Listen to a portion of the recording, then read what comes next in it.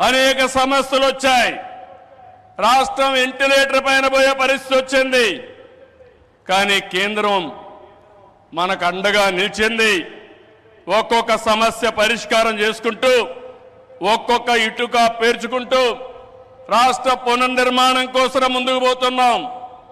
పింఛన్లు ఇచ్చాం, అన్నా క్యాంటీన్లు పెట్టాం, దీపం 2 కింద ఆడబిడ్డలకి వంట గ్యాస్ సిలిండర్లు ఇచ్చాం, మెగా డిఎస్సికి తొందరలోనే ఇంటర్వ్యూలు పిలిచే పరిస్థితికి వచ్చాం.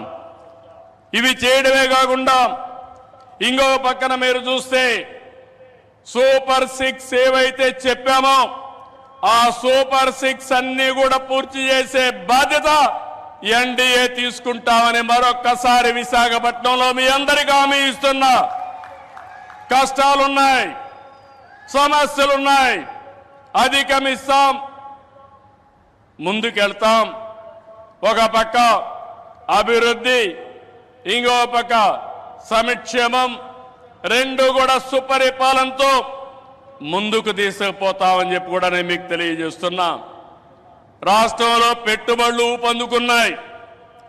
అటు కేంద్రంతో సమన్వయంతో మన బ్రాండ్ కూడా పెంచుకుంటూ మనం ముందుకు పోయే పరిస్థితికి వచ్చాం. ఈ ఆంధ్ర రాష్ట్రంలో మా కూటమి తరఫున మీ అందరికీ హామీ ఇస్తున్నా. జీరో పావర్టీ, ఆర్థిక అసమానతలు తగ్గించే విధానానికి ముందుకు పోతామని మరొక్కసారి తెలియజేసుకుంటూ, అందులో భాగంగానే ఇది మొదటి అడుగు, మంచి అడుగు. ఇక్కడి నుంచి అన్ని జయాలే తప్ప అపజయం అంటూ ఉండదని మీ అందరికీ హామీ ఇస్తూ అందరికీ నమస్కారాలు. జై హింద్.